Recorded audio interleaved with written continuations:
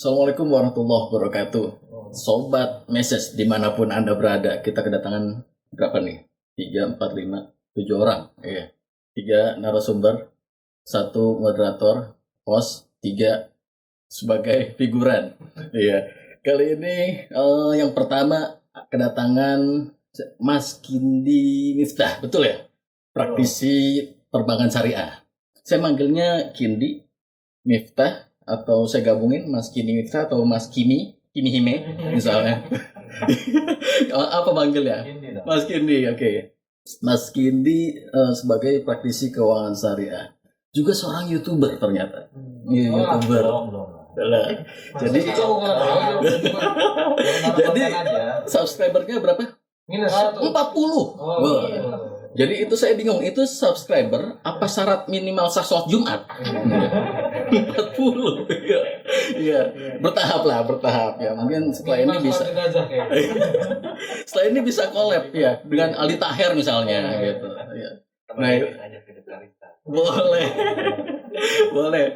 Berikutnya Mas Ari Permana, luar biasa. Ini beliau Direktur Pembiayaan Syariah LPDB. Ya, ini mantan pimpinan saya di sini. Jadi saya nggak berani yang jelek-jelek ke beliau. Ya. Kalau gitu dulu saya bisa dicoret sama beliau. Iya, masih muda udah jadi direktur. Iya, emangnya nggak mau lagi main ini Mobile Legend misal gitu. Udah nggak sempat lagi ya. Ini idola kaum Hawa. Juga Adam, bukan dari Adam, ya. Jadi Mas Ari luar biasa. Saat Mas Ari udah jadi direktur, saya masih sibuk nyiram pohon Shopee, Pak. Iya. Jadi kita di ruangan direktur main Mobile Legends. Iya. Nyiram pohon Shopee seminggu dapatnya sekilo. Itu saya kayak mustahik online saya. Iya, dapatnya beras terus. Iya. Itu Mas Ari. Sekarang terakhir tamu kita yaitu Mas Abra Talato, peneliti di Indef, benar ya? Ya, jadi beliau itu sering ngasih pandangan analisis tentang ekonomi keuangan nasional, ya. Juga beliau itu perusahaan-perusahaan BUMN beliau analisis juga, ya. Jadi mulai dari Pertamina, Garuda dianalisis. Mas Abra, bismillah, komisaris. Nggak bisa, harus jadi musisi dulu. Oh iya, itu dia. Anda hanya kurang bikin lagu. Tapi saya yakin Mas Abra tuh orangnya ikhlas, tulus, kemudian tanpa pamrih. Iya, hanya wajahnya paling fitness ya. Kelihatannya fit padahal hatinya ngenes. Oke, untuk para narasumber dan host sebuah pantun. Ya, jadi kita kalau ke Bekasi beli palu. Terima kasih dan sukses selalu. Ya, saya berikan sepenuhnya kepada host Mas Darul Adam, silakan. Oke.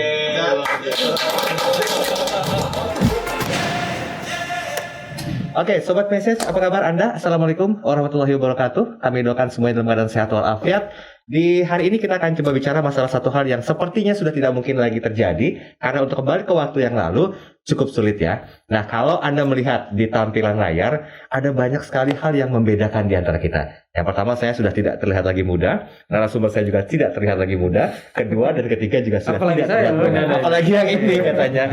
Tapi hari ini kita akan menjadi profesional muda yang akan menyikapi tentang ekonomi syariah. Nah, bagaimanakah pandangannya?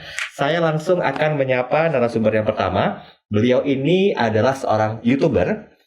Mudah-mudahan subscribernya banyak, yang like juga banyak, kontennya juga bermutu. Amin ya Rabbal Alamin. Gitu. Kalau pakai masker mungkin Anda bisa mengenali beliau. Langsung saja ada Mas Kindi Miftah. Assalamualaikum Mas Kindi. Waalaikumsalam. Chief Strategi yang Islamic Bankers. Ya. Juga yang kedua, nah ini harusnya saya kenalin beliau duluan nih, karena beliau ada direkturnya. Waduh, berat ya kata-kata direktur. Masih muda, berbakat, penuh talenta. Ada Mas Ari Permana. Assalamualaikum Mas Ari. Waalaikumsalam warahmatullahi wabarakatuh. Gimana sehat? Alhamdulillah. Masih jadi direktur pembiayaan syariah LPDB UMKM. Insya Allah seperti itu. Sampai sekarang. Nggak pengen komisaris? Pengen ya sih ya. Ngantri dulu lah, Ngantri dulu ya. Oke, dan yang berikutnya saya sering duet dengan beliau. Dulunya ngeliat di Zoom meeting, tapi alhamdulillah sekarang dikasih kesempatan untuk ketemu langsung. Ada Mas Abra Talato. Assalamualaikum Mas Abra. Waalaikumsalam. Peneliti Indef. Iya betul. Peneliti apa sih sebenarnya? Peneliti ya orang yang suka kepo. Jadi segala sesuatu tuh kita kepoin, termasuk dalam hal ekonomi. Knowing every particular object. Betul. Enak gak sih?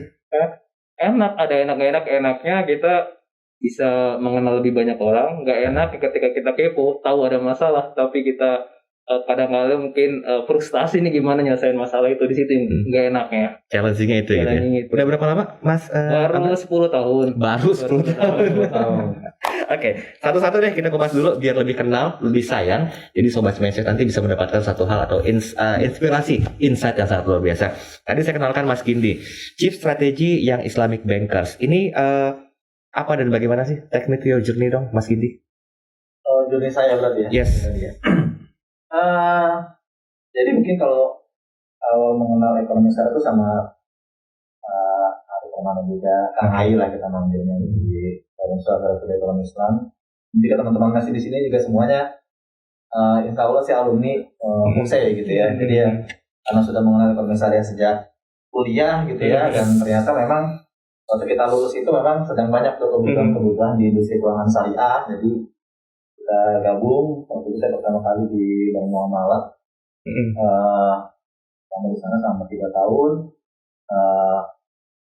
mengerjakan bisnis, mengurus nasabah, gitu, sampai mengembangkan produk kayak gitu. Kalau mungkin dulu pernah kenal produk Syarti Bank Muamalah, itu juga dulu saya yang handle produknya sampai jadi, sekarang namanya brandingnya udah jadi tabungan Muamalah gitu ya. Lalu saya juga lanjutkan lagi journey di BNI Syariah, yang sekarang sudah jadi BSI. Jadi cukup tahu banyak lah tentang gimana dinamikanya di BNI Syariah, dan saat ini saya di Maybank Syariah gitu. Jadi kalau orang-orang sih lihat dari bank yang murni syariah, bank umum syariah, lalu pernah juga di bank BUMN Syariah ya, BNI Syariah, lalu sekarang di yang pure swasta, tapi juga dimiliki oleh asing gitu ya. Saya juga berhubungan dengan teman-teman Maybank di Kuala Lumpur kayak gitu. Jadi benar-benar apa ya, alhamdulillahnya kayak rezeki untuk bisa melihat industri perbankan syariah benar-benar dari point of view yang sangat luas gitu. Kebetulan juga dikasih rezeki untuk menempati banyak posisi gitu ya. Jadi pernah di bisnis, pernah di strategik, pernah di transformasi, dan sekarang di analytics kayak gitu. Jadi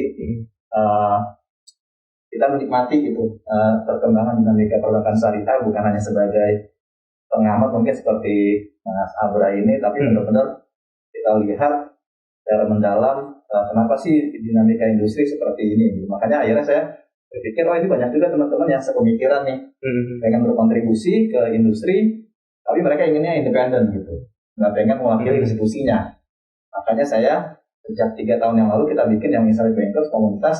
Di dalamnya ada Kang Ai juga sebenarnya, karena beliau ex-banker. Oh, ini komunitas ya sebetulnya? Komunitas ya. Itu komunitas ada banker syariah maupun ex-banker, tapi masih ada di dalam industri keuangan lah gitu.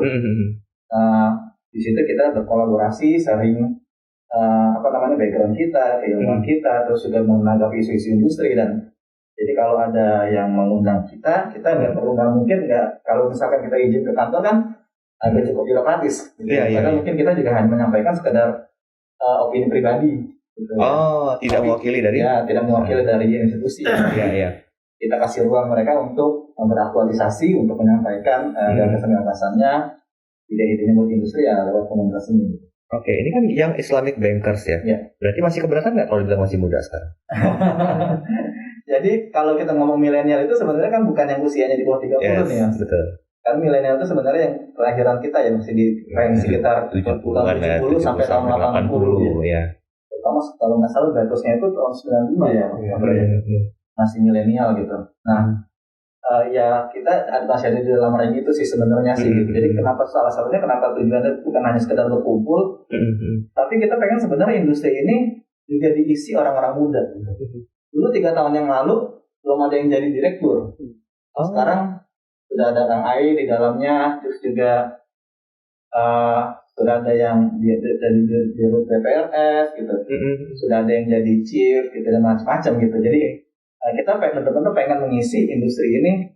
Yuk dari anak-anak muda, apa sih yang bisa kita kontribusikan, suarakan? Karena kalau menurut kita tetap aja ada gap antara cara berpikir oleh teman-teman bapak-bapak kita, ibu-ibu kita yang lebih senior kayak gitu. Kita juga ingin memberikan point of view untuk sebagai masukan buat mereka juga, tapi juga sekaligus buat edukasi buat masyarakat gitu. Oke, tapi kalau secara perspektif pribadi nih, Mas Kindi, sebetulnya profesional muda itu melihat ekonomi syariah itu seperti apa sih? Ya, nah banyak yang salah kaprah seperti ini. Memahami bahwa ekonomi syariah itu adalah sebuah domain sendiri.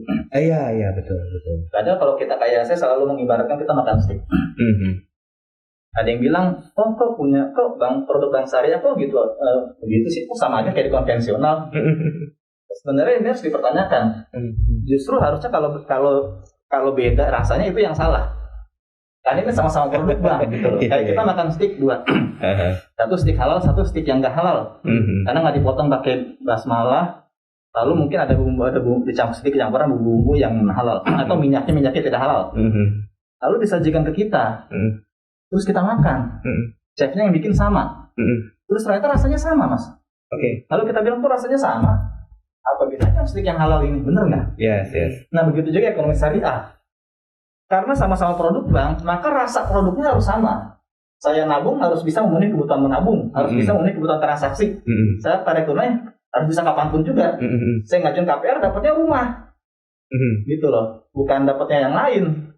Jadi ekonomi syariah itu seperti itu. Jadi ini sebenarnya adalah domain yang sama.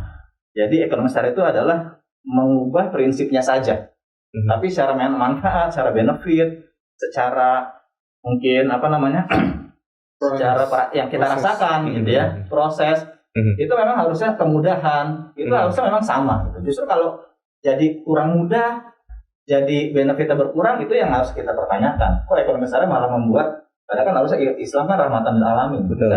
Apa yang baik di tempat lain harus bisa kita bawa juga. Jadi itu sebenarnya pemandangan kami sebagai anak muda, jangan sampai adanya ekonomi syariah ini juga jadi mempersulit. Yes. Dan orang-orang harus bisa masuk ke dalam ekonomi syariah semudah mungkin. Saya juga mungkin sekalian sharing juga. Jadi kalau yang saya lakukan di bank saya yang sekarang, banyak yang berpikir mungkin kasih pilihan nih kalau mau masuk ke syariah. Kayak kita masuk ada dua pintu. Pintu kiri, pintu kanan. Pintu kiri konvensional, pintu kanan syariah. Kalau dikasih dua pintu gini orang akan bertanya. Kalau konvensional, kenapa? Kalau syariah kenapa? Dan dia kebanyakan pasti kurang info soal syariah. Akhirnya berpikir, daripada nanti saya ribut, saya pusing, udahlah saya masuk konvensional aja. Terus saya sebenarnya nggak berminat buat syariah. Nah, ini yang agak paradigma yang menurut saya masih belum begitu tepat. Kalau gitu jangan bikin dua pintu seperti itu. Bikinlah syariah default. Jadi kalau orang nggak bertanya, kasih dia produk syariah. Toh dibuat dia, yang penting dia cicilannya murah, dia dapat beli rumah. Nggak ada isu apa-apa. Ini udah bicara masalah strategi berarti ya? Nah, itu menurut saya apa yang anak-anak muda pengen kontribusikan, memberikan point of view yang seperti itu supaya industri ini bisa benar-benar dinamis mengikuti perkembangan di masyarakat. Sebentar Mas Kindi. Saya mau ini awal dari kunci penjabaran kita sebentar Mas Kindi, karena dari sini akan ditarik banyak hal, termasuk tadi tentang sebuah hal yang sering dilakukan sama Mas Abra. Tadi kan saya tanya ini sebenarnya job desk peneliti itu seperti apa gitu Mas Abra. Mas Abra, kalau kita melihat mendengar statementnya dari Mas Kindi, kan terlihat jelas sebetulnya bahwa kemampuan orang untuk menentukan itu kan tergantung dari bagaimana orang itu mendapatkan informasi yang detail gitu ya. Nah, selaku peneliti perannya itu seperti apa kira-kira? Berhubungan dengan profesional muda itu melihat ekonomi syariah itu sebagai sebuah apa di Indonesia ini? Ya, profesi peneliti sebetulnya juga punya relevansi ya untuk mendukung literasi khususnya dalam konteks ekonomi syariah ini. Karena tadi disampaikan Mas Kindi, pemahaman masyarakat khususnya ini anak-anak muda terhadap ekonomi syariah ini menjadi tantangan. Nah, ini terkonfirmasi dari survei OJK bahwa literasi kita baik inklusi maupun literasi keuangan syariah kita baru 10%. Padahal konvensional sudah lebih dari 50%. Artinya ada gap pemahaman tadi, ditawarkan pintu kiri kanan konvensional atau syariah. Nah, yang syariah informasi terhadap itu masih sangat minim. Nah, di sini mungkin profesi sebagai peneliti baik ekonomi secara konvensional maupun syariah ini memiliki andil yang besar membantu bagaimana mengedukasi masyarakat.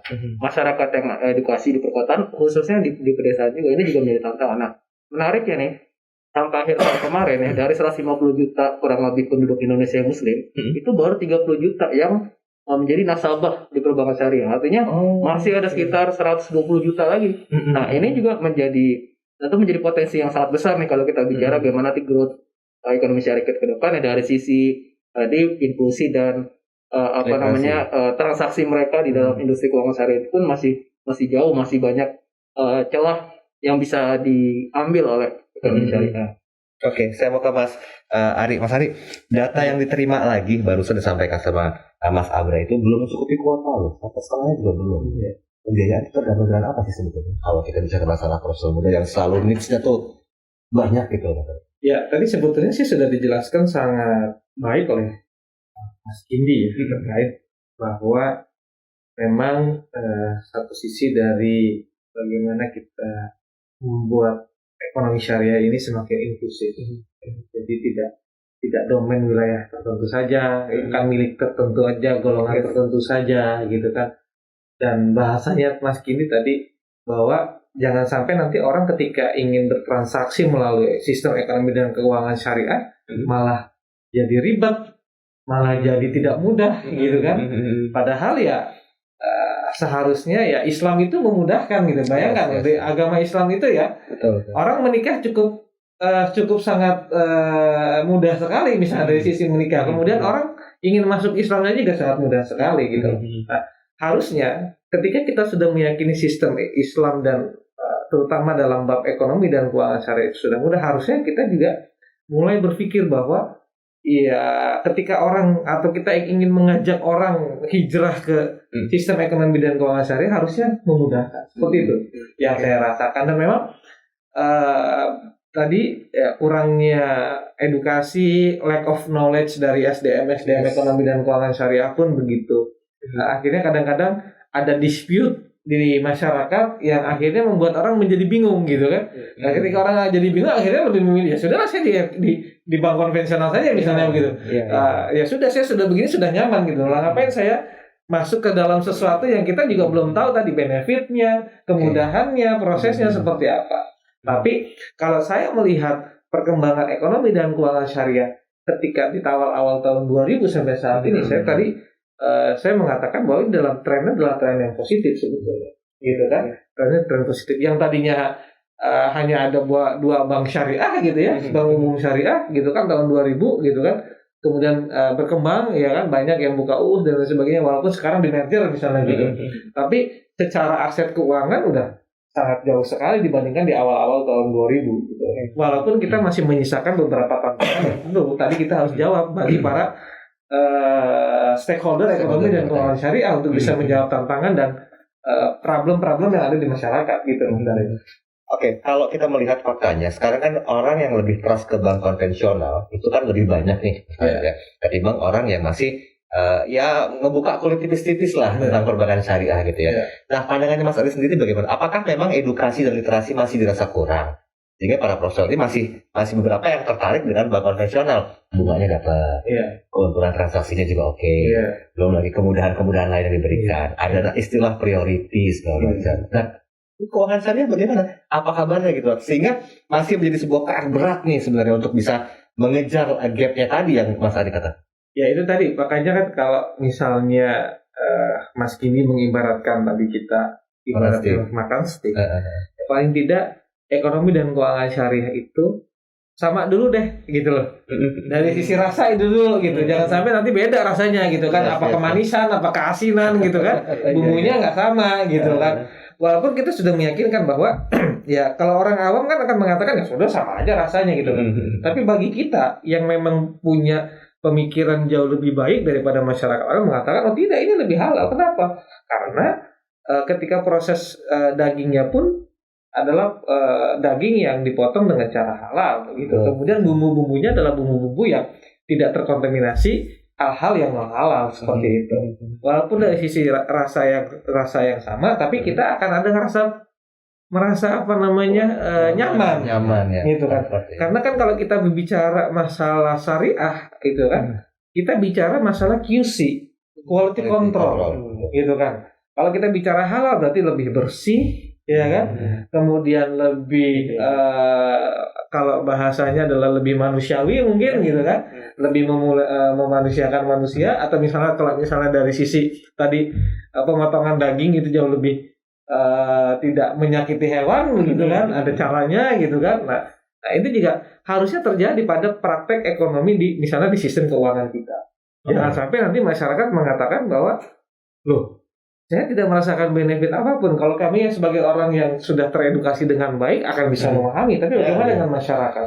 Nah, ini yang juga selalu menjadi PR di kita, bagaimana tantangan inklusi keuangan syariah yang tadi dikatakan Mas Abra yang hanya 10% gitu kan, untuk bisa terus ditingkatkan. Oleh karena itu penting bagi stakeholders keuangan syariah untuk selalu membuka diri, melakukan pendekatan-pendekatan kepada komunitas-komunitas masyarakat yang ada di Indonesia.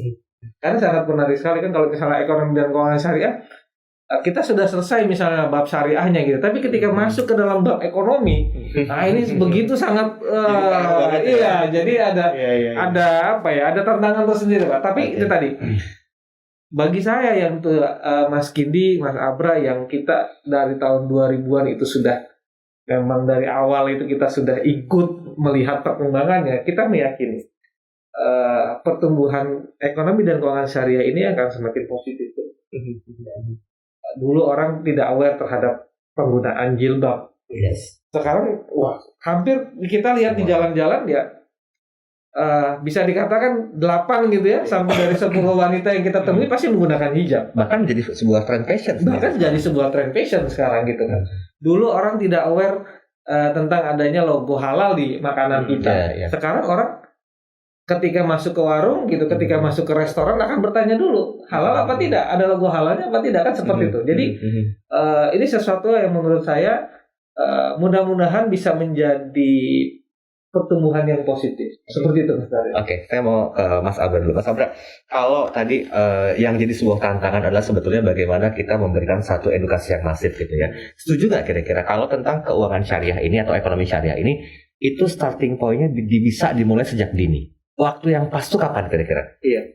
Jadi memang yang menarik ini dalam siklus ekonomi syariah yang sekarang ini trennya berubah, bukan lagi mencari nasabah yang sudah mature, yang sudah berpunya, tetapi justru dari usia dini, betul. Karena tadi dari sisi edukasi bagaimana secara religiusitas itu ditanamkan ke anak-anak kita dari usia dini, dari mulai sekolah, karena nanti dia akan memahami bahwa manfaat dari transaksi ekonomi syariah ini sepanjang hidup, dari lahir sampai mati. Bahkan waktu lahir bagaimana ketika orang tua dia dalam proses persalinannya, kemudian di rumah sakitnya, itu kan juga sebetulnya ada bagian juga dalam industri ekonomi syariah. Dari rumah sakitnya, dari dalam transaksinya juga.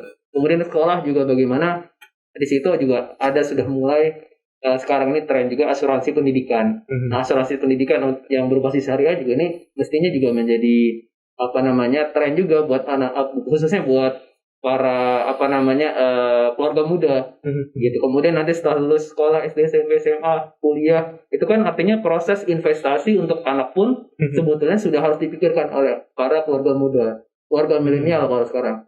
Nah, nanti kemudian ketika anaknya berkeluarga, kemudian berhaji, umroh dan sebagainya, sampai lanjut usia, sampai lansia, itu semuanya saya pikir dalam siklus kehidupan sebagai umat muslim itu seharusnya ditanamkan bahwa memang ekonomi syariah ini bukan hanya melulu soal perbankan syariah, soal di pasar modal, tetapi dalam aktivitas sehari-hari ya, sektor real itu kita tidak bisa lepas dari transaksi ekonomi syariah. Saya pikir ini memang sangat relevan. Bagaimana kita mencoba mengubah paradigma kita nih, bukan hanya di level elit kita bicara perbankan, pasar modal, tetapi juga dalam praktek sehari-hari, termasuk juga dalam hal muamalah dan berniaga. Itu juga saya pikir punya kans besar kita bisa mempercepat pertumbuhan ekonomi syariah dari mulai usia dini. Tapi apakah mungkin terkesan kalau kita bicara masalah ekonomi syariah itu levelnya terlalu tinggi atau bagaimana? Sehingga masih perlu edukasi, literasi, dan inklusi lebih dalam nih Mas? Iya, saya pikir ini tantangan juga sih buat stakeholders, dalam halnya regulator, praktisi juga, kita sebagai akademisi bagaimana bisa membahasakan term-term ekonomi syariah ini lebih membumi, lebih relevan dengan konteks yang dihadapi oleh masyarakat di pasar, di pedesaan, anak-anak muda.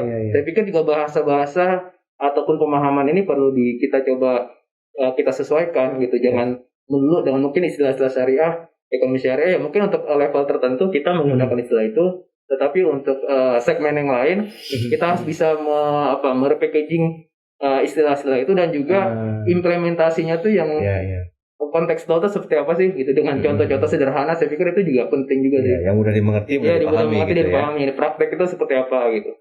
Ini sepakat berarti Mas Arya masih Iya. benar banget. PR berat banget gitu ya. PR banget, tapi kita saya meyakini ya 2-3 tahun sampai 5 tahun ke depan perkembangan terhadap demand terhadap ekonomi dan keuangan syariah itu akan trennya akan positif. Karena kan kita tadi dikatakan bahwa keluarga milenial itu sekarang sudah mulai berpikir bagaimana caranya usaha dari sejak dini tadi. Ingin menyekolahkan anaknya dengan pendidikan terbaik, biasanya masuk ke sekolah Islam. Ya kan? Pilihannya ke situ karena kita meyakini orang tua bekerja, ya kan, anak pendidikan akhlaknya bagaimana nih, pendidikan keagamaannya bagaimana nih. Akhirnya sekarang banyak sekali kan sekolah-sekolah keislaman dan kurikulum yang diajar pun sejak dini sudah mengajarkan anak sudah aware terhadap sistem ekonomi dan keuangan syariah. Paling tidak aja misalnya ketika dia jajan nyari yang logonya halal, gitu. Ketika dia dia keluar melihat orang yang tidak seberuntung dia, sudah diajarkan bagaimana caranya dia berbagi secara keuangan sosialnya, gitu kan. Itu juga sesuatu yang menurut saya menjadi potensi kita di kemudian hari di Indonesia. Ekonomi dan keuangan syariah itu bisa tumbuh dan berkembang jauh lebih baik. Dan yang menariknya kan memang di Indonesia ini adalah ekonomi syariah itu tumbuh dari akar rumput. Setuju. Tumbuh dari akar rumput gitu. Baru dia menuju ke tingkat negara. Berbeda dengan negara-negara yang lain yang dia itu dari tingkat negara dia dipaksakan dengan regulasi sehingga lebih cepat misalnya perkembangan, tapi pemahaman masyarakat di bawahnya itu tidak sama gitu. Tapi kalau di Indonesia ini yang lebih unik gitu. Justru permintaan itu muncul dari akar rumput sehingga baru saat ini pemerintah sudah mulai menyiapkan infrastrukturnya, regulasinya, dan menciptakan ekosistemnya. Nah, sekarang tinggal akselerasinya saja. Berarti kalau menurut Mas Ari, kalau diizinkan untuk memberikan time in order, negara mana yang jadi benchmark untuk keuangan syariahnya bisa diadopsi di Indonesia? Kalau saya sih sebetulnya, Asia. kalau saya terus terang, karena saya orang Indonesia, saya sebetulnya saat ini Indonesia itu laboratorium. Karena semuanya lengkap, infrastrukturnya lengkap, sektor keuangannya lengkap, dari mulai pasar modal, perbankan, asuransi, keuangan mikro ada. Begitu sangat luar biasanya di Indonesia. Kalau saya sendiri, saya mengatakan kiblatnya harusnya di Indonesia, karena semuanya sudah lengkap. Dari mulai akademisinya, dari mulai bayangkan setiap kampus sekarang sudah ada membuka jurusan ekonomi dan keuangan syariah. Kampus-kampus besar di Indonesia, dari mulai UI, UGM, Unpad, UNER gitu, IPB coba sudah ada. Kurang lengkap apa infrastruktur kita, ekosistem kita. Ini tinggal masalahnya adalah akselerasinya saja. Nah, kalau saya katakan kiblatnya kemana sih? Indonesia tidak berkiblat kemanapun kalau menurut saya. Indonesia punya karakteristik sendiri dan tidak bisa dibandingkan negara lain. Apalagi mayoritas umat muslimnya juga ada besar di Indonesia, gitu. Kalau saya akan lebih bangga bahwa saya kiblatnya mana? Kita harus berkiblat pada diri kita sendiri karena kita lebih genuine kalau menurut saya. Karena kita dari akar rumput, tumbuh dari akar rumput, berkembang ke atas, gitu kan. Kemudian kesadaran masyarakatnya perlahan-lahan terhadap ekonomi dan keuangan syariah atau aktivitas ekonomi yang jauh lebih halal juga semakin masif, gitu kan. Dan bahkan negara lain banyak yang mencontoh kepada Indonesia. Mas Indi, ini berarti amunisinya udah disiapin nih, tinggal strateginya yang harus dilakuin nih. Itu Mas Kindi jagonya. Saya lempar ke beliau, gimana Mas Kindi? Ya, memang wacana Indonesia yang cukup mencuat terakhir itu, maka pun juga tahu Indonesia ingin menjadi pusat keuangan syariah dunia. Itu cita-cita yang mulia. Oke, itu bapak kita yang di elit lah. Kita yang muda ini kan yang tugasnya mengeksekusi kan. Jadi kita harus berpikir gimana sih cara konkretnya, cara realistisnya gitu. Kita tadi kalau Mas Daryl sempat singgung menanyakan benchmark, saya sepakat sama yang Kang Ari bilang, walaupun memang sebenarnya menurut saya sih, oke lah, kita harus punya benchmark untuk supaya kita bisa mengukur. Dan bisa pertanyaan kita karena satu dari sisi kultur dari sisi karakter penduduk adalah Malaysia pastinya. Di Malaysia itu perbankan syariah itu market share sudah 30%. Bahkan kalau di Maybank sendiri, Maybank itu bank nomor 1 di Malaysia ya, di Malaysia sana. Di Maybank itu syariahnya itu sudah 50% lebih. Kenapa bisa seperti itu? Karena tadi orang nggak dikasih pilihan pintu kiri, pintu kanan. Apakah cara-cara itu kurang baik? It depends gitu loh, tergantung. Kalau orang itu nggak keberatan, akhirnya karena gini, ketika kita membuka 2 pintu itu, akhirnya mungkin membuat orang berpikir gitu dan membuat orang khawatir. Tapi kalau langsung disodorin dan ternyata nggak ada dampaknya apa-apa, dan itu menurut saya sih, itu menurut saya salah satu contoh yang mungkin bisa kita coba terapkan di Indonesia ini. Karena kita sadar bahwa Indonesia itu sulit menjadi hub, menjadi pusat. Kenapa? Pertama dari sisi geografi kita tahu, kita ini bukan hub. Karena nggak mungkin orang mampir ke Indonesia dulu baru ke Malaysia. Kebalik kan? Iya. Pasti orang dari Amerika, dari Hong Kong, dari Eropa, dari Dubai mampirnya di Malaysia dulu atau Singapura, baru ke Indonesia. Jadi dari sisi geografi kita nggak punya advantage. Kedua dari sisi aset. Aset di Indonesia itu seluruh bank syariah di Indonesia itu digabungkan, asetnya masih kalah sama bank syariah di Maybank Islamik, sama Maybank Islamik grupnya Malaysia. Malaysia itu punya sekitar 5 bank yang masuk top 20. Indonesia itu nggak ada satupun. BSI saja yang sudah 200 hampir 240 triliun, peringkatnya 23 mas. Pak Heri bilang mau masuk besar itu kapitalisasi ya, karena banyak juga yang nggak go public gitu. Nah, itu harus kita jadikan indikator gitu. Jadi dari sisi aset sebenarnya kita agak susah, karena ibarat kata kalau orang mau bawa duit besar, dia akan temui dulu pemain besarnya siapa di Asia, di Asia Tenggara. Betul. Pertama, kalau dia ketemu pemain besar, Maybank sudah buka Maybank, CIMB sudah buka di Indonesia ini, ya kan? Syariah. Indonesia sudah buka belum di Malaysia? Belum, ya mendingan saya ngomong sama Malaysia dong.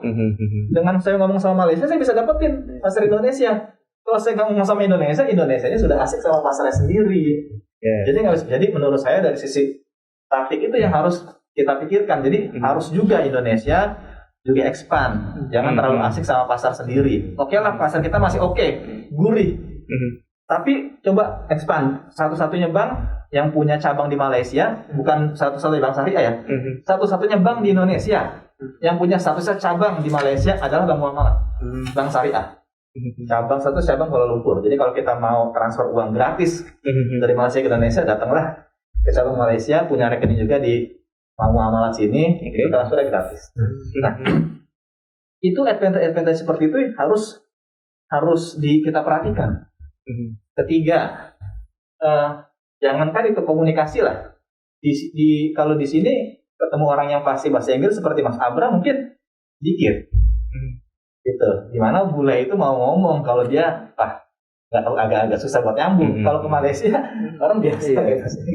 Gimana kita mau jadi itu sangat teknikal ya. Tapi emang itu yang harus dipikirkan anak muda, kan kita topik kita kan milenial nih. Betul. Anak muda itu harus bisa menerjemahkan itu. Kayak gitu aja. Kalau kita sering lihat di YouTube itu ada hack video. Nah, hacknya ini gimana sih buat ngebedain syariah tadi? Tadi berapa poinnya yang saya sebutkan tadi? Kayak gitu, strategi gimana untuk mengakuisisi, kita nyebutnya di keuangan di industri ini, mengakuisisi orang-orang masuk ke syariah dengan menawarkan fitur syariah yang seamless, nggak kelihatan beda syariahnya tapi ternyata syariah. Bahkan kalau bisa lebih baik kayak gitu. Kedua, menurut saya ini harus dipikirkan sih, karena kalau kita lihat sebenarnya ada riset terbaru dari Indonesia Millennial yang ngeluarin Indonesia Millennial Report. Itu ada cenderungan Gen Z ini agak-agak mulai turun nih sebenarnya dari sisi religiusitasnya. Gen Z ya, kita nggak ngomong milenial usia kita, yang Gen Z yang bawah, karena mereka terkontaminasi sama TikTok dan lain-lain. Kita tahu itu. Nah, jangan sampai pas nanti sudah komposisinya bergeser dari sekarang banyakkan milenial, itu nasabah bank syariah menjadi banyakkan Gen Z. Ngapain sih harus punya tabungan di bank? Orang saya bisa, yang penting buat saya GoPay, OVO, lain-lain. Dan di sananya nggak syariah juga. Bahkan nggak tahu juga apa syariah sama konvensional bedanya, ya nggak? Kedua, mereka berpikir mereka tidak merasakan value seperti yang kita rasakan. Gitu. Jadi menurut saya harus bertransisi. Oke, kita tumbuh ke atas, tapi ini generasi penerus kita ini kita siapin gitu, kita cekokin kayak gitu. Dan nyekokin mereka itu nggak bisa tadi pakai value ini syariah, nggak bisa kayak gitu. Tadi yang saya bilang, berikan mereka satu pintu, tapi mereka itu membuat mereka asik, membuat mereka fun untuk mereka ambil syariah. Menurut saya sih komunikasi sekarang sudah mulai ke arah sana semua, hanya tinggal gimana di level-level teknis yang lebih bawah lagi dari yang saya omongin sekarang itu benar-benar dieksekusi. Berarti ini kan erat keterkaitannya dengan kerangka berpikir ya, mindsetnya dari anak-anak generasi penerus di bawah kita ini sendiri ya Mas. Gini, apa sih yang harus dilakukan sama orang tua? Karena menyentuh sisi parenting juga nih sebenarnya kalau kita bicara masalah edukasi sejak dini nih. Nah, ya kalau orang tuanya juga nggak paham dengan ekonomi syariah, nanti kan akan menurun ke anak-anaknya gitu juga kan kayak gitu. Jadi dari sisi orang tuanya sih menurut saya budayakan mereka itu benar-benar mengenal Islam itu bukan cuma sholat atau puasa, bukan cuma yang rukun Islam 5 itu, tapi gimana kita dalam hal muamalah gitu ya kan. Muamalah itu apa ya, bergaul dengan manusia yang lain, termasuk juga kita dalam berekonomi. Kadang-kadang kurikulum kita memang agak kurang ya untuk benar-benar mereka mencekoki mereka itu dunia muamalah gitu, untuk dunia bertransaksi. Akhirnya banyak anak-anak yang gagap finansial saat mereka sudah dewasa. Nah menurut saya sekarang sudah mulai dilakukan kok seperti BPKH. Nah BPKH sudah ada program tuh Haji Muda namanya. Yuk gimana kita bisa menyiapkan haji, membuat perencanaan haji secara mudah. Terus beberapa bank syariah juga sudah mulai yuk nabung untuk merencanakan masa depan, atau yuk ngambil KPR sejak dini. Supaya apa? Supaya jangka waktunya bisa lebih panjang, angsurannya lebih ringan, dan kamu belum banyak beban loh kayak gitu. Jadi menurut saya ketika orang tuanya sudah paham dan ternyata ketemu dengan program-program yang sudah mulai di-fit sama industri seperti itu justru peluang untuk anak-anak muda nanti generasi yang akan meneruskan ini menurut saya sih sangat-sangat possible ya, untuk mereka bisa turut serta memperbesar keuangan syariah ini. Ini berarti sebenarnya konsepnya juga udah jelas dibahas di tingkat karakteristik masing-masing ya, seperti yang Islamic Banker juga udah mulai mikirin ini ya Mas Kindi ya.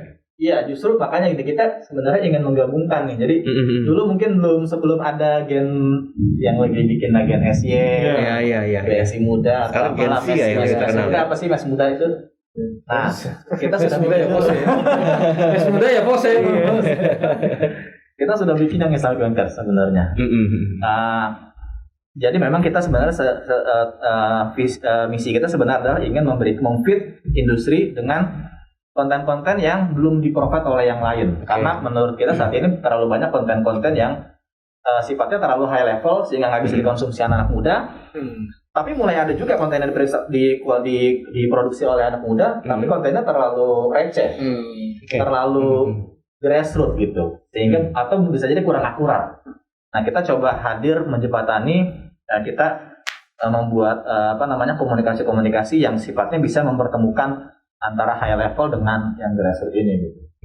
Oke, saya mau ke Mas Abra. Mas Abra, kalau dikatakan PR-nya masih banyak, tadi Mas Ari bilang juga iya, Mas Kindi juga bilang iya. Ini kan berarti butuh sebuah sistematika yang kayaknya itu emang betul-betul harus dipikirin ya.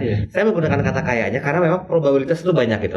Anak-anak muda sering sekali mengcomparing antara plus minusnya, atas bawahnya seperti apa gitu loh. Nah, apakah memang dengan cara berpikir dari anak-anak muda yang sekarang itu kurang begitu menjaminkan mereka untuk interest dalam keuangan syariah atau ekonomi syariah? Ya, saya pikir salah satu faktor sekarang yang bisa mengubah mindset anak muda khususnya di Gen Z, ini saya pikir dalam bagaimana kita memanfaatkan infrastruktur digital ekonomi juga. Jadi sekarang ini kan tadi mereka lebih berpikir oportunis ya.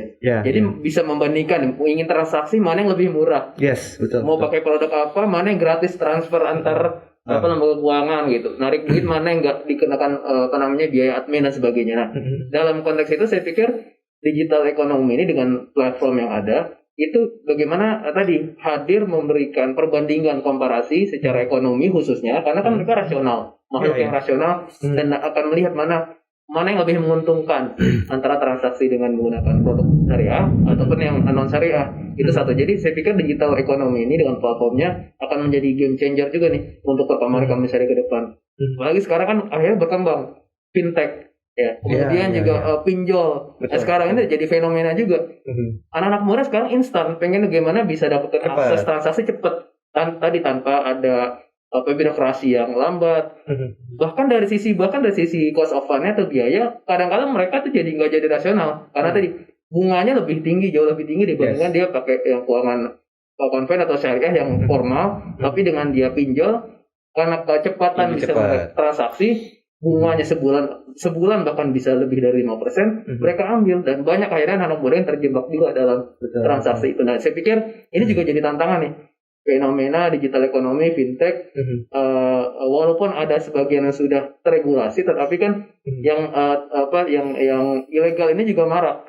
Nah, ini jangan sampai kita kalah cepat ya dibandingkan para pemain-pemain yang di bidang digital memanfaatkan digital ekonomi ini, tapi mengambil pangsa pasar anak muda yang edukasi yang mungkin sih mereka tuh lebih apatis atau skeptis terhadap tren perkembangan ekonomi syariah. Nah, akhirnya kita alih-alih kita pengen merebut atau mengembangkan ekonomi syariah, justru kalah jauh lebih cepat dibandingkan pemain-pemain baru ini yang notabene sebetulnya juga pemainnya banyak pemain asing. Ini juga disayangkan juga, ini juga mungkin dalam hal security keamanan data ke depannya juga ini menjadi ancaman juga. Ini PR buat OJK juga ya? PR buat OJK juga. Ini OJK saya pikir juga masih cukup kewalahan juga memberantas para pinjol ilegal ini, karena ditutup 10 besok muncul lagi 100 dan sebagainya. Ini berarti kan kalau kita melihat sendiri bahwa para stakeholders, kemudian juga instansi terkait seperti Kementerian Keuangan segala macam ini perlu nggak sih sebenarnya melibatkan diri untuk bisa lebih memasifkan lagi ekonomi syariah di Indonesia? Ya, saya pikir secara ekosistem sebenarnya pemerintah sudah menyiapkan ya semua infrastrukturnya, regulator dari semua aspek saya pikir sudah saling sinergis ya. Cuma mungkin dalam tataran implementasi ini ya kecepatan dibutuhkan juga. Jadi kita mungkin dalam mendesain kebijakan, dalam merumuskan kebijakan itu terlampau lama, sedangkan para rival di ekonomi syariah itu udah langsung eksekusi. Mereka nggak menunggu regulasi kan. Jadi regulasi kalah cepat ya dibandingkan praktik. Seringkali begitu terjadi.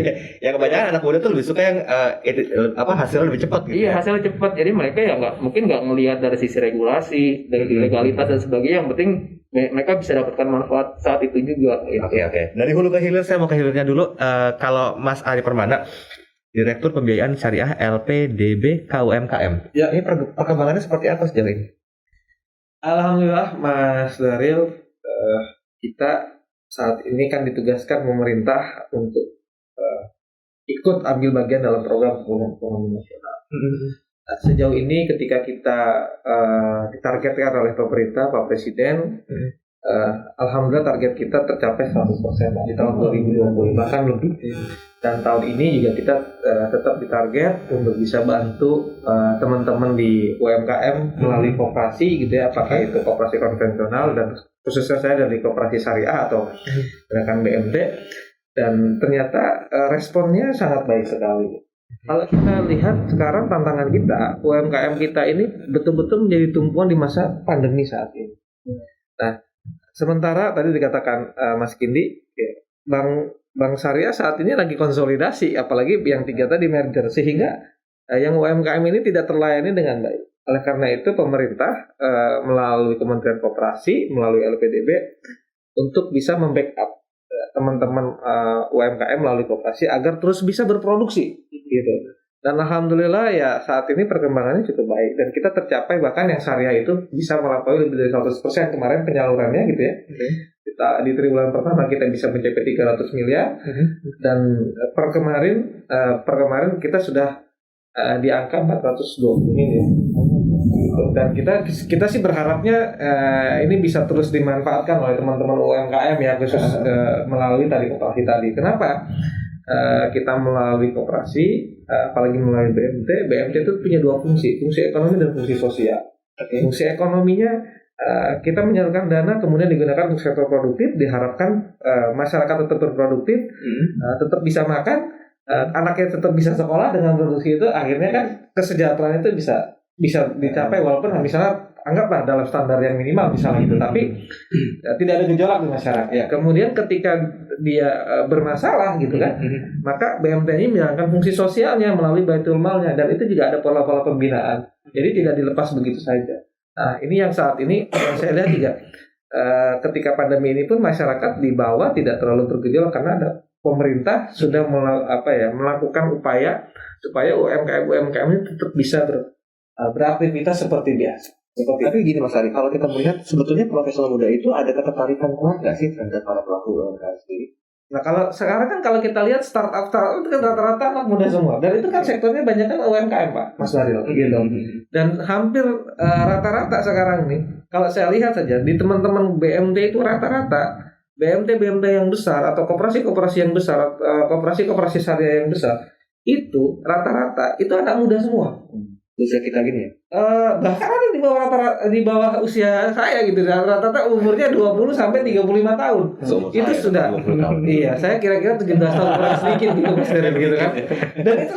Dan saya perhatikan anak muda semua. Dan itu udah sangat melek teknologi, canggih sekali, semuanya serba real time. Kita nggak akan percaya kalau itu udah koperasi.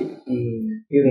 Bahkan saya ada satu koperasi mitra kami di wilayah Jawa Timur di daerah Sumeneb, itu satu kecamatan, koperasinya besar sekali, asetnya udah 300 miliar, dan itu semuanya berbasis teknologi. Itu tingkat kecamatan Pak, berbasis teknologi, semuanya real time, mau tarik di ATM mana aja bisa, gratis Pak. Bukan BPR. Bukan BPR, dan dia bekerja sama. Gitu. Dan itu saya pikir udah sangat canggih sekali lah. Gitu. Dan kita nggak ngebayangkan bahwa itu adalah koperasi Pak.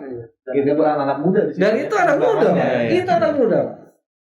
Direktur bisnisnya anak muda, direktur ininya anak muda, direktur IT-nya yang ngelola IT-nya semuanya anak muda. Developnya oleh mereka sendiri, internal mereka sendiri. Dan hampir rata-rata BMT besar itu backbone-nya lah anak muda sih. Saya jadi teringat gini Mas Ari, ketika tahun 98 itu kan krisis ekonomi ya, UKM, koperasi, betul-betul mendorong pemulihan ekonomi. Betul. Sekarang semuanya kena gitu. Jadi kan masih ada secerca harapan nggak sih sebetulnya dengan kualitas anak muda yang tadi Mas Kini ceritakan, Mas Abel juga sampaikan, itu punya power yang hidden power itu masih ada sebenarnya. Katanya gimana tuh? Kalau saya lihat ketika kita bedakan fase ketika awal pandemi saat ini. Ketika awal pandemi pemerintah memberlakukan PSBB, lockdown semuanya. Ya, saya juga berkesempatan melihat keliling di wilayah Indonesia kan gitu. Karena memang kita walaupun dengan fungsi dilakukan PSBB, penyaluran kita tidak boleh berhenti gitu. Gitu kan. Nah, kita lihat awal-awal pandemi itu begitu sangat saya mengatakan kasihan UMKM kita tidak bisa beraktivitas gitu kan. Begitu perlahan-lahan dibuka lockdown. Kemudian pemerintah mengucurkan program BPUM ya dengan bantuan 2,4 juta. Itu sangat menolong. Kemudian melalui pemulihan ekonomi nasional, Kementerian Koperasi gitu melalui LPDB, kita bantu modal kerja mereka kembali, likuiditasnya mereka juga kita support. Alhamdulillah sekarang semangatnya begitu sangat luar biasa. Dan bahkan teman-teman BMT itu ketika pandemi beberapa BMT dan hampir juga sebagian besar itu malah tingkat tabungan atau simpanannya malah meningkat. Malah meningkat gitu. Ya, walaupun ada beberapa juga yang mengalami penarikan gitu ya, tapi tidak begitu besar gitu karena rata-rata mereka malah tingkat produk simpanannya itu malah meningkat.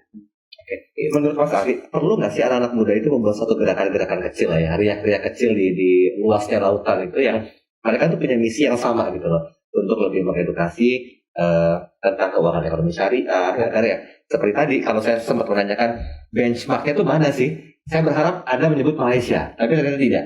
Satu keyakinan yang kuat, optimis Anda menyebutkan harusnya Indonesia. Nah ini kan berarti aset SDM-nya Indonesia anak-anak muda itu diprediksi besar, potensinya juga luas. Perlu gerakan seperti apa? Makanya tadi saya katakan, kalau kita berbicara masalah social movement terkait dengan gerakan ekonomi dan keuangan syariah, maka saya bisa katakan PD Indonesia kiblatnya. Kita punya gerakan pemuda yang khusus mengembangkan ekonomi dan keuangan syariah, satu-satunya di dunia, tidak ada lagi di dunia. Gitu.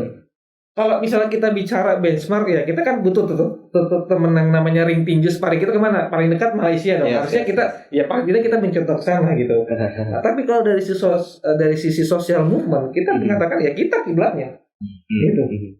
Bayangkan begitu banyak gerakan-gerakan sosial kemasyarakatan yang mengajak orang untuk bisa pindah gitu. Ya, karena kalau misalnya sekarang nih di kita ada Mas Kindi, ya saya juga di situ di Young Islamic Bankers, kemudian juga di gerakan pemuda milenial sekarang juga banyak kegiatan komunitas-komunitas hijrah, gitu kan, dan bahkan di kalangan selebriti, gitu kan, sudah mulai ada. Artinya sebetulnya ini udah satu ekosistem yang baik ya.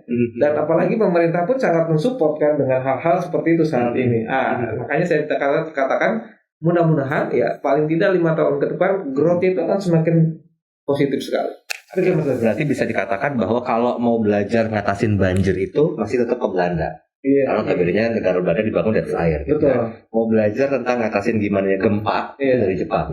Mau belajar keuangan ekonomi syariah di Indonesia. Harusnya di Indonesia. Sepakat ya. Walaupun masih. Tadi kalau kita berbicara masalah apa ya market share mungkin bisa jadi kita lebih kecil dari Malaysia. Yes. Tapi kalau dari sisi ekosistem, infrastruktur, gerakan sosial masyarakat ya kita jauh lebih better. Dan banyak kasus-kasus itu atau ya saya katakan bagi peneliti Indonesia itu kaya dengan penelitian terkait dengan ekonomi dan keuangan syariah. Kalau kita berbicara pusat keuangan syariah yang begitu besar misalnya di London aja, tapi rata-rata peneliti kita ngambil yang mana ke Indonesia misalnya gitu. Dari mulai wakaf, mulai keuangan sosial, mulai tadi keuangan mikronya, ya saya pikir ya Indonesia akan jauh lebih kaya karena banyak begitu dinamis seperti itu. Kapan-kapan kita bisa bahas masalah wakaf tuh ya. Iya. Ada anak-anak muda terhadap wakaf. Iya, itu menarik sekali. Itu menarik ya. Menarik sekali. Tapi saya waktu itu tinggal 10 menit nih. Iya. Saya bagi waktu untuk saya mau ke Mas Kindi. Mas Kindi, apa yang mungkin jadi satu konklusi sementara ketika tema ini perlu menjadi sebuah atensi, tidak hanya atensi kita berempat saja di sini, tapi atensi dari para petinggi, para stakeholders, bahkan mungkin juga para generasi-generasi di bawah kita nanti gitu ya. Insya Allah mereka juga harus punya visi yang sama, lebih paham tentang ekonomi syariah dan menjadikannya Indonesia sebagai sebuah benchmark dari negara-negara di dunia. Apa konklusi Anda? 3 menit silakan. Ya, message-nya untuk ke semua sih sebenarnya dari apa yang saya perhatikan terakhir ini karena saya mengamati industri sudah belasan tahun.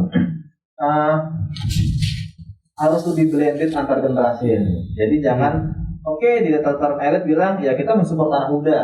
Tapi faktanya ketika mereka mungkin membuat kebijakan kurang melibatkan anak muda. Ketika mereka misalkan ingin membuat suatu inisiatif itu ya di tataran pemikiran mereka sendiri aja kemudian diturunkan ke bawah. Harusnya kan sifatnya gimana bisa berembuk bersama gitu. Nah tadi poinnya tuh bagus sekali disampaikan sama Kang Ai. Jadi dalam hal gerakan movement Islamic Finance Movement ya pergerakan emang Indonesia memang kiblatnya harus diakui.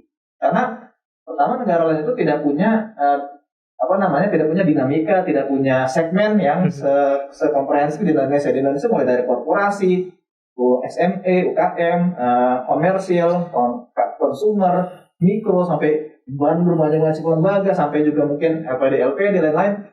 Itu semuanya sedang bergerak ke arah syariah. Di Malaysia ngomong mikro syariah ke siapa? Ya kan? Terus untuk ngomongin gimana pembiayaan perdesaan yang syariah gitu, saya juga agak kurang yakin kayak gitu. Jadi banyak hal juga yang mereka harusnya mereka sudah melakukan. Mereka juga sudah mulai belajar. Indonesia sebetulnya di microfinance Indonesia kan juga banyak sering menerima tamu kan dari luar negeri. Tapi memang proses itu sudah sedang berjalan. Nah harusnya gimana stakeholder ini, ayo benar-benar kita itu kalau memang benar-benar serius, bukan hanya wacana, bukan hanya diseminarin kemudian selesai. Indonesia pengen jadi pusat keuangan syariah nomor 1 di dunia.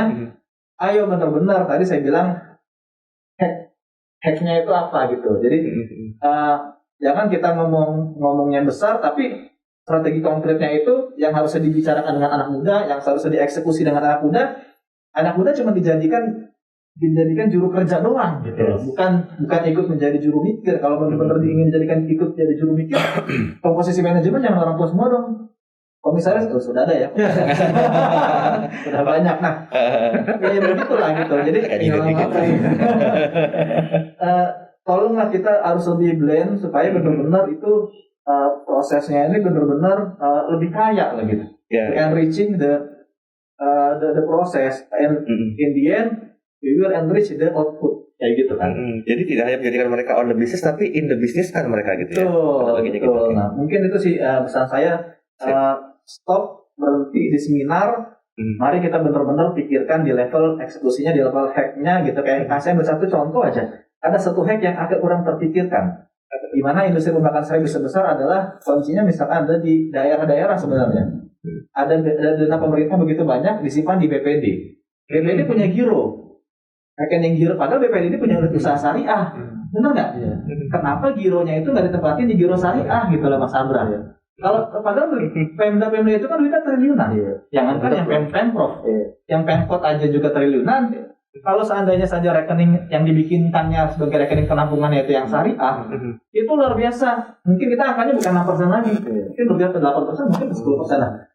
Apakah mereka sudah berpikir itu? Anak muda yang sebenarnya sedang memikirkan hack-hack seperti itu. Jadi marilah ayo kita berdiskusi bareng supaya jangan hanya berhenti di seminar, jangan berhenti kita benar-benar di level eksekusi gitu Mas. Oke, thank you Mas Kini. Mas Abra silakan. Iya. Tadi menyambung masalah hack ini juga saya pikir pertarungan kita ke depan ini juga tidak lepas dari pertarungan kultur. Jadi ini kalau kita bicara konteks anak muda sekarang, ini kan kita bicara visi ataupun orientasi. Ya. Sekarang ini kan misalnya kita lihat sama-sama fenomena komunitas K-pop gitu. Jadi saya lihat di generasi anak muda ini juga seperti kehilangan arah dia untuk berkehidupan sendiri, apalagi kita bicara arah bernegara. Jadi dalam konteks kita bicara syariah, kita juga tentu harus kita pasang dulu nih value dari yang ingin kita capai di anak-anak muda. Jadi dan ini kan akan mempengaruhi kultur, misalkan kiblat anak-anak muda ini kemana sih? Ya ke Korea kah, ke Cina kah, ke mana, ke Amerika dan lain sebagainya. Kalau kita bicara value atau orientasi negara kita, misalnya dalam konteks Pancasila, salah satunya mungkin keadilan sosial. Jadi mungkin arah kehidupan anak muda ini pertama kita luruskan dulu orientasinya bahwa kehidupan yang baik buat kita adalah kehidupan yang bermanfaat dalam konteks agama maupun dalam bernegara, itu keadilan sosial. Nah, infrastrukturnya ya dengan berbagai macam aktualisasinya dengan berbagai macam bentuk-bentuk kreativitas mereka tadi dengan digital ekonomi, dengan seni dan sebagainya. Tetapi kita coba salurkan ya energi positif anak muda ini melalui instrumen ekonomi syariah. Jadi kita juga jangan lepas. Jadi kreativitas anak muda jangan sampai kita larang, tetapi kita arahkan. Nah, dengan menggunakan saluran tadi yang berbasis ekonomi syariah, artinya kan ini ada sisi kemanfaatan. Kemudian tadi kalau mendorong jiwa sosial atau social movement itu kan juga tentu harus punya tujuan dulu. Ya, tujuan mereka bergerak ini untuk apa? Nah, ketika mereka diberikan pedoman bahwa tujuan kita bersama ada kemanfaatan, keadilan sosial, ya. Nah, ini semua kan akan terefleksikan dengan aktualisasi mereka bahwa ketika mereka membentuk startup, mereka berseni, mereka mendorong sektor halal value chain dan sebagainya, itu arahnya sama. Bagaimana memajukan bangsa, kebermanfaatan dan keadilan sosial. Jadi saya pikir mungkin kemasan-kemasannya ini perlu kita repackage lagi, lebih kita bikin lebih aktual lah dengan kondisi sekarang. Jadi ketika bicara Pancasila, NKRI, keadilan sosial itu tidak melulu kita berpikir secara cara berpikir lama, tetapi cara sekarang Pancasila yang dilakukan oleh generasi K-pop tetapi dengan cita rasa yang baru itu juga. Baik. Kalau BTS Meal begitu laku, kenapa aku orang Indonesia enggak ya? Jadi PR gitu. Mas Ari silakan 3 menit terakhir. Ya, saya termasuk orang yang memiliki tingkat optimis yang tinggi terhadap perkembangan ekonomi dan masyarakat berkembang di Indonesia saat ini, dan memang masa depan itu hanya milik anak muda, dan ini tinggal bagaimana kita semua stakeholder ya orang-orang yang concern terhadap perkembangan ekonomi dan keuangan syariah di Indonesia, mengajak pemuda-pemuda kita untuk bisa terus pindah kuadran, kalau saya katakan gitu ya, pindah kuadran agar ekonomi dan keuangan syariah Indonesia semakin bisa diterima, semakin memberikan manfaatnya, dan ya bukan tidak mungkin suatu saat ya kita bukan unit usaha syariah, tapi unit usaha konvensional gitu, bukan UUS tapi UUK gitu ya. Seperti itu. Jadi dalam di depan kita harus dibalik gitu ya, bukan UUS tapi UUK gitu ya.